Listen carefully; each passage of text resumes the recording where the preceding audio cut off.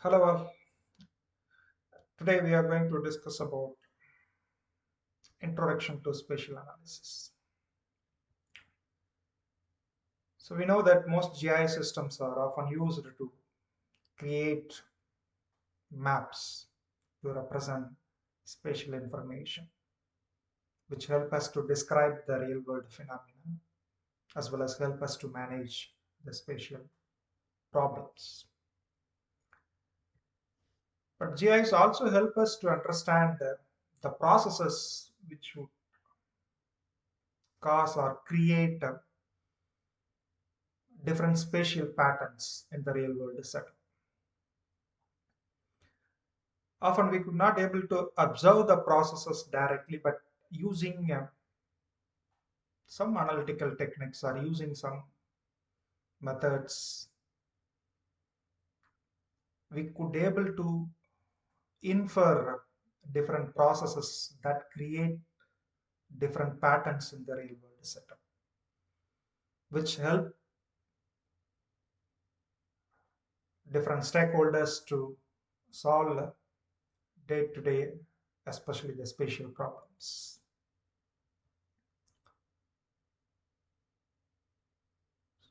Let us start with what is spatial analysis.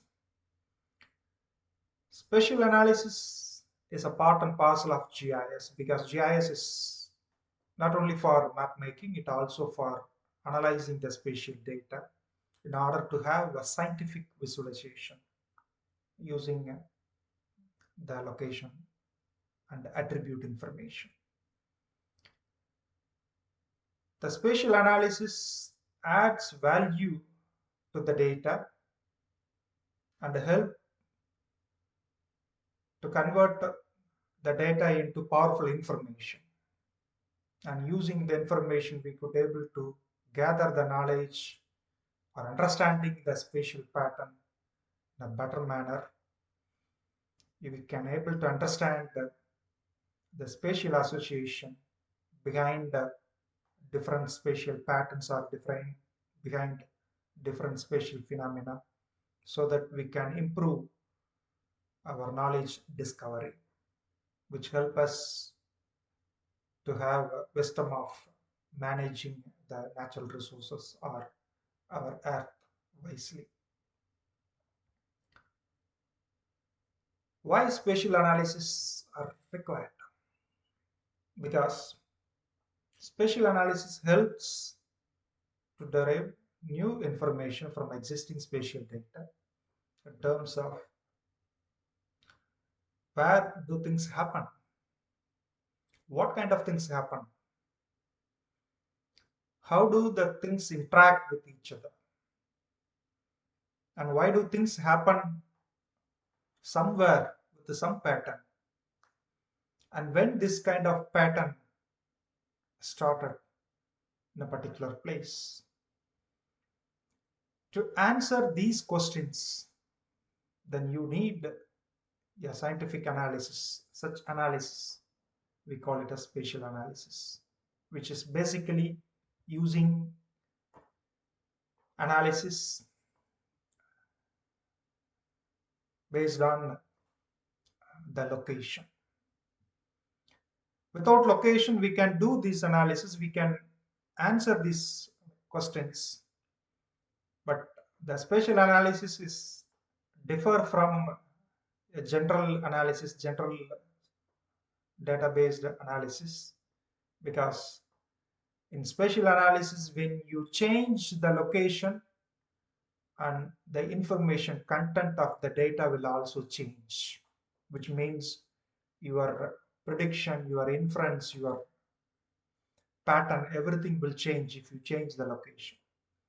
But whereas in normal statistics, if you order all your data in a like a table, and if you change the order of your variables, your analysis will not change, your results of analysis will not change, although you change your rows and like columns, but you will get similar results because it just works based on the data, not based on its location. But whereas in spatial analysis, the analysis is based on its location. It's based on its contextual information, based on its inherent locational qualities. So if you change the location and information, what you are going to derive from the analysis will change. So that is the special character of spatial analysis. We can able to cite many spatial analysis in our day-to-day life, includes what we are using for day-to-day navigation, telecommunications. Even sometimes be able to get some warnings based on the locations. How we are getting the warning? It's simply based on some analysis running background, and based on that you are getting such information. Say for example, flood warning or some child abduction. So all you are getting because of the location centric analysis at background. And even if you order something and your materials are arrived as soon as possible, depend upon the supply chain management systems that uses widely the spatial analysis. Even very powerfully the geomarketing. So if you search from particular location and you will get the results of that location first, then the results, similar results from other locations. Say for example, I am searching hotel, the nearby hotels will appear because your location will be considered for refine your results and provide you the most relevant results for satisfying your needs. For all kind of these spatial analysis, the driving factors are the database, which is gradually we are augmenting since 1960s, 70s, the moment we started computers for storing our data and managing our data. And day by day, new, new databases added into the existing system thanks to the expanding factors, the geographical database is improving. Then second important thing is the locational information, especially the live locational information, which we collect through GPS or GNS systems. And it is very powerful. So these two are the driving factors behind many spatial analysis. And of course, thanks to the latest technologies, including cloud computing, IoT, artificial intelligence, data mining, big data, and many new techniques, all helps very powerful spatial analysis, big data analysis. Before going into spatial analysis in detail, in upcoming lectures, we are going to discuss about vector-based spatial analysis and raster-based spatial analysis. In this lecture, we will discuss about some fundamental spatial concepts. The spatial analysis mainly governed by these three major concepts. One by one we will discuss. The first one is the distance decay. Sometimes we used to call this as geography's first law, called everything is related to everything else. But near things are more related than distant things. So this is the fundamental like concept, as I told you, the geomarketing, or what you are getting through your like Google search or normal search in Facebook or Twitter or whatever the database. Because we felt that, or we always interested, much interested to the information which is more close to us, more nearer to us. Even it can be a news, or it can be a activity, or it can be a information, which means maybe like a new information. We may be interested with informations of our very closest area than the farthest places. And second important concept, spatial concept, is spatial interaction. The spatial interaction is very important between 2 points or more than 2 points, but the interaction between two places or two phenomena at two places, it's proportional to its, you can say, its quantity or its momentum or its value. If both the areas have more population, or both the points or both the locations have more like point of attractions, then interaction will be much better and better. Whereas if there are two close points or location have some information, but the product of that information is very less, very small, very minor, then the interaction between the two locations will be very limited.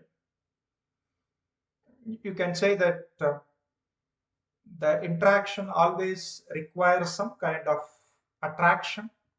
That attraction, it depends on two factors. First, I said the distance, very close, and you will have more attraction.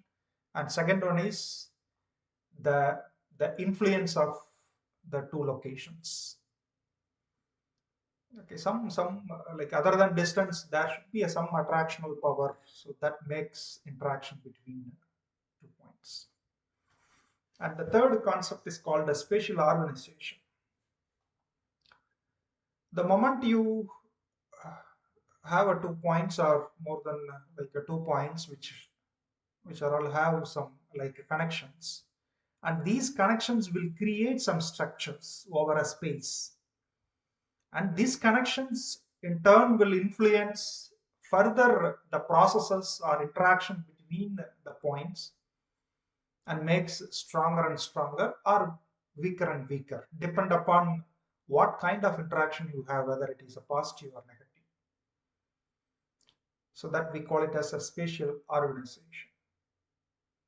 And of course, this organization will create a structure. That structure will create some unique futures or unique set of like a future. Sometimes it creates barriers also.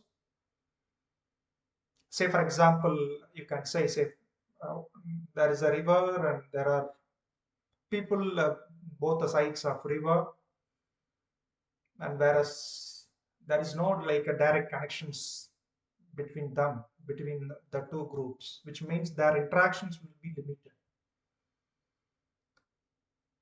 The moment you have some like a bridge which connects both the neighborhoods, and they can like travel from one side to other side, then interaction will be better and better. Okay. So it's not just about the distance, it also about how the space is organized together. Okay. What are the like connections exist between. So these are all the things governing the spatial analysis. So understanding these concepts are very, very important, especially if you go for modeling the spatial phenomena. So the spatial statistics are widely used in spatial analysis, because the spatial analysis are special in distance, special in adjacency or neighborhood, and special in interaction.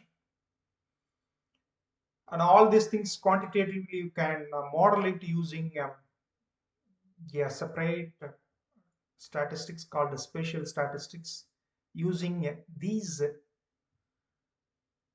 tools or techniques. Normally for distance we use straight line distance in order to have an approximation, but in real world the straight line distance may not exist, but still in order to simplify the analysis as much as possible we always use the straight line approach of distance. Adjacency also, of course, yeah, location have interaction with multiple locations, but the nearest locations will have more interaction with the than the farthest locations. So adjacency is very important at first level adjacency, second level neighborhoods, third level neighborhoods. So accordingly we can like model it or we can statistically estimate it. And the strength of relationship between two entities or association between two entities using its interaction. Sometimes we call it as a cause and effect relationship. Say for example, the moment after rainfall or snowfall, the temperature of an area will change suddenly, which means the temperature affected by the rainfall. And even the change in weather will affect the conditions indoor also, the conditions over vegetations, the conditions over like a different functions and processes over the space, which we call it as cause and effect relationship. Something happened, some other thing will like affected due to that. So such like interaction also we can statistically measure using special type of spatial analysis. Spatial analysis have some typical components. One by one we will discuss. The important component of spatial analysis is mapping and geovisualization. Sometimes you no need to do very sophisticated analysis, rather presenting your data, geographical data through maps, through graphs in a manner which allows the user to understand, detect or infer about the spatial patterns. You can see from this map, this is we prepared for Northeast India about spatio-temporal distribution of malaria. And if you look at this state has more population density is high, where the like proportion of cases also high. The circle of this state is high because population is more, then the chances of have cases are more, no doubt about it. So this like gives you a direct link. Okay, what makes this area have more number of cases? You can able to understand very clearly. Another important like insight from this graph, if you look at these sites, these areas, these borders have more number of particular type of malaria cases, the red color, compared to these sites. Okay, which means that wherever like the borders with the one part of the country, this part of the country is Bangladesh, around which the cases are like different different type of malaria cases, and these areas bordered with Myanmar and where the cases are different, which means it has some patterns and you can able to understand. And another interesting information, see, the cases are more have a cyclic trend, increasing, decreasing. So some geographical phenomena which is controlling the cases distribution. But whereas if you look at this side, the cases are like a declining gradually over a period of time, which means here the factor which is governing it's different. So like many information we can able to understand without even perform some like statistical or scientific analysis. Just by visualization or just by mapping we could able to understand our user can able to do their own like analysis and they can able to infer it. This is one of the fundamental component of spatial analysis. But we have to prepare data sets that facilitate to infer very live analysis from the like a patterns or from the distributions. And the second component is exploratory spatial analysis. Earlier one is just like informative or inferences just draw from visualization. But the second component is exploratory. So we have to identify the key factors contributing to particular like phenomena or particular incident. Okay, and what may be contributing factor for which. Then that you can able to like model it by using different statistical methods. And of course, there are like different inferential statistics available using which we can able to like test the association between different variables, and based on that you can able to estimate or infer a new variable or populate a new variable. But here the important thing is that so you have to rightly identify the contributing factor. Sometimes you will get some like association, but that association may not be significant over space. Okay. Because as I told you, the nearest things are like uh, follows the pattern better and better or have a more like influence, but the things that located farther away from particular point will have a less influence. So instead of taking the data as it is, normally we do for statistical analysis. Here in spatial analysis, we have to take the data based on a spatial association and based on distance decay function, based on the interaction between two or multiple points, and we have to identify the like exploratory relationship. So this we call it as exploratory spatial analysis. This is also widely used for different kind of spatial analysis. And the third component is modeling the spatial relationship, because many patterns exist over the space, and those patterns may be clustered, may be a random fashion, may be a dispersed or uniform. So that you can model without like linking with the other information or data sets. Say for example, in this case, we are linking one data with other data. We are much talk about the spatial interaction between two. But whereas here, it's just about the distance decay function. Okay, so sometimes it has a natural like a clustering or natural like incident over a space.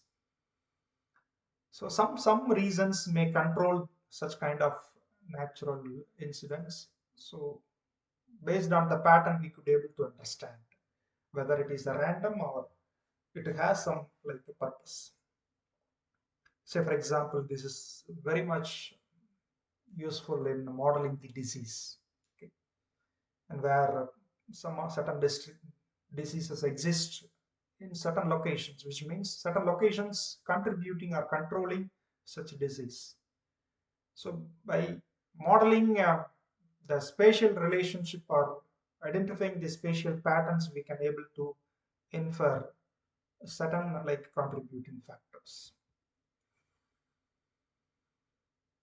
And once you have a pattern based on like a spatial relationship, and we can able to correlate with many other like data sets, even uh, like other than locational data sets also, and we can able to infer it, which may like or what factors contributing for the distribution of certain phenomena. Say for example, in this case we tried to map the hotspot of tobacco consumption in India, and where we could able to find like two principal regions, clustered regions where the consumption of tobacco is high, which is very clustered, and those clustered, when we compare it with the different patterns or different variables, and we could able to infer some a relationship. Okay. The religious factor also contributing for tobacco usage, social factors, even the demography, various aspects of demography also contributing for such patterns. So we can able to infer more and more information from the spatial relationship. Sometimes we can directly model it, sometimes you can critically discuss it using inferences from the relationships. There are many tools available for spatial analysis. The major, just for a hint, I am presenting here, including the spatial statistics, the special kind of statistical packages handling the location data for analyzing the spatial and attribute information. And interpolation, sometimes you have a limited known information. Based on known information, you want to estimate the unknown information, for which we can use statistical spatial statistical technique. We call it as interpolation. And network analysis, this is very important, especially in navigation, routing, fleet management, and even emergency management, and so on, where certain things are connected, where connected things have more spatial interaction. That interaction we can able to understand with the help of network analysis. And even we can do what if scenarios and different kind of suitability analysis. Normally we could not able to understand directly the spatial relationship without analysis. By using some special kind of analysis, we can able to reveal a new kind of spatial relationship that might not be able to see otherwise, for which different spatial tools are available. And most spatial tools are used together, which means there are multiple tools which you can put together in order to infer the spatial patterns and associations. And of course, you have multiple inputs, you have multiple process, multiple criteria, multiple assumption, multiple weightages, and etc. But the final, we always interested with some abstracted or generalized information or generalized outputs. Although we provide input of multiple, but we expect always very limited or very few outputs, powerful outputs. So for which these analysis are very important, because analysis will transform or integrate or generalize the relationships together and make it very compact, very simple, very generalized output, which is very useful for explaining or infer different relationships. So although we have a powerful spatial tools for spatial analysis, and there are critical issues as well. The major issues we will discuss here. The first and foremost problem is the spatial unit. Geographic data available at different scales, you know that. Sometimes, say for example, the disease may be recorded at individual level, individual location, individual household. But whereas if I take individual unit, and comparing individual unit with the environment is very difficult or very laborious. So what I have to do, I have to choose a specific geographic unit where I can aggregate all the individual into some average condition of a geographic unit. It can be a neighborhood, or it can be a county, or it can be a region, or it can be a country, or it can be a continent. So we have to choose a geographic unit to represent or to perform spatial analysis. The choice of geographic unit is always problem specific, and the like analysis specific. Certain analysis may be good for a certain unit. Say, for example, if you talk about surface analysis or like physical analysis, the natural units are good, especially for climate analysis or like um, river basin analysis, watershed analysis, even forest analysis. The natural units are good, so you have to choose a geographic unit to fit the problem of the study. Sometimes those units may not available for aggregate the data, for which you have to use some other geographic unit which will create some other problems later on. So addressing this spatial unit problem is very, very important. And of course, all the blunders we have to arrest at least, even if it is not possible to solve all the spatial unit problems. And the second issue is the scale. As I told, the spatial, like a unit problem, the spatial unit you are deciding based on the scale of your analysis. So at what level you want to like present your data, whether at region level or like country level or some city level or county level. So that you have to decide it. Sometimes you intended to present it at a very micro level, but you may not have the data. And normally we used to upscale or downscale the data. Upscaling is uh, create some kind of problems, and other side sometimes downscaling also create some other kind of problems.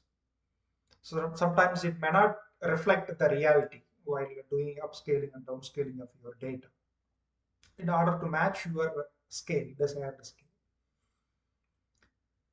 The third problem or issue is ecological fallacy. This is what I said, the problem with upscale and downscale. So when you obtain results from aggregated data, which cannot be assumed that is representing truly the individual people, because individual people's perceptions differs. But whereas in order to show your data at the desired scale with the desired spatial unit, and you have to aggregate it, and this aggregations will lose inheritance of like inheritance information. You will lose this inheritance information, without which certain like a critical like inferences you could not able to obtain. And of course, the space is not uniform. So this non-uniformity of space also create some problem. And certain like a phenomena not distributed evenly in space. But whereas when you like presenting, you have to like aggregate into the entire unit. Say for example, I'm talking about wetlands. I'm presenting wetlands at like county level. Within county, only particular part you have wetlands, but whereas in order to have some like comparable value for each county, so you have to make it percentage of coverage and or other like aspect in order to say like the wetlands proportions in each county. But some counties have more number of wetlands, which means which is scattered throughout the counties in smaller like a size. Some other county, the percentage may be similar to the previous one, but it may have only one which covers some like a portion of the county. Basically both are like not uniform, not representing the same. The percentage may be same, but whereas the distribution over the space differs. So this kind of issues will create issues while interpreting the results. And the most important practical issue is the edge. Although I am like do some spatial analysis, I'm interested in a particular geographical area, but the like problem continues beyond your area. But in order to collect your data, in order to present your data, in order to avoid the data from outside, you may like clip, or you may like restrict your like a border, which will create also edge issues, especially when you interpolate the data.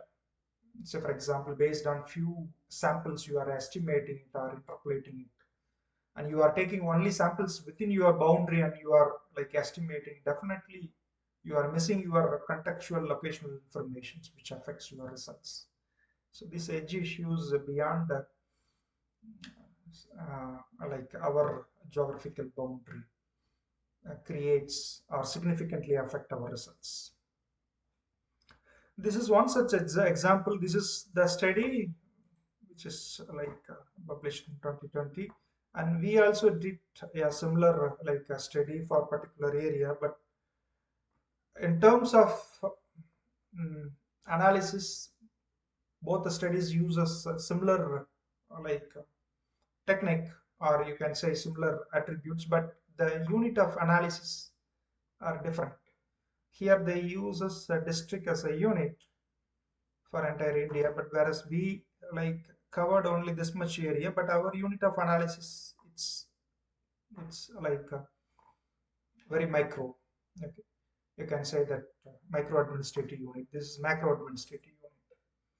And if you look at the results, you will not find the similar results. The results differs. Sometimes you will find the very differences because of the spatial unit problem and the like issues we discussed before, that the scale of your geographical data collection, scale of analysis, your like aggregation of your data, edge issues. So all like influences your analytical results.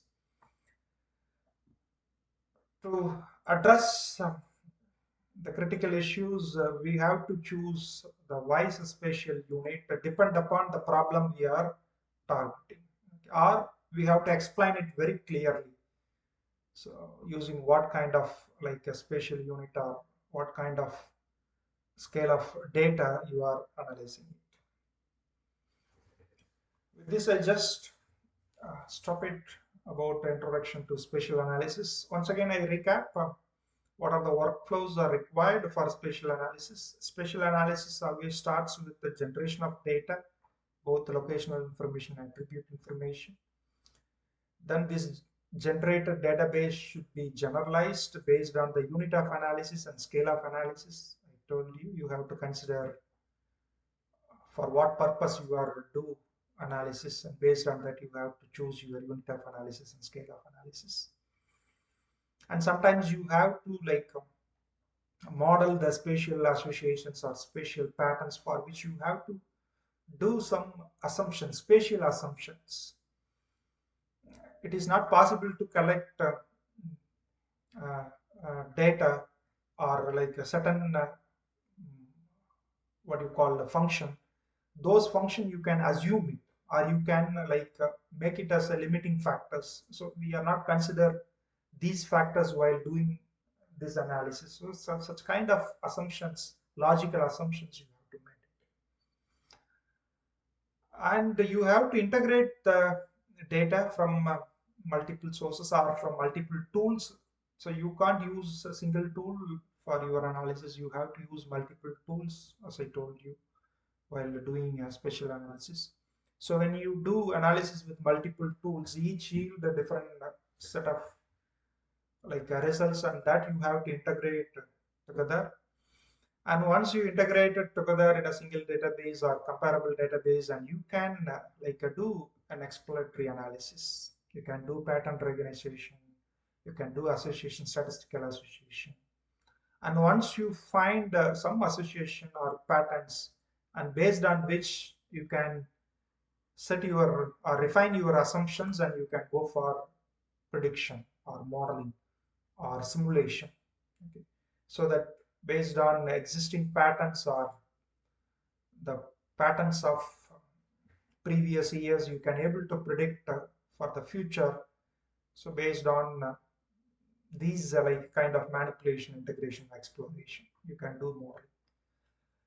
So certain data sets or certain analysis may be like end with this generalization or manipulation. Certain go up to modeling, whether it is end with or only follows like a manipulation or go up to modeling.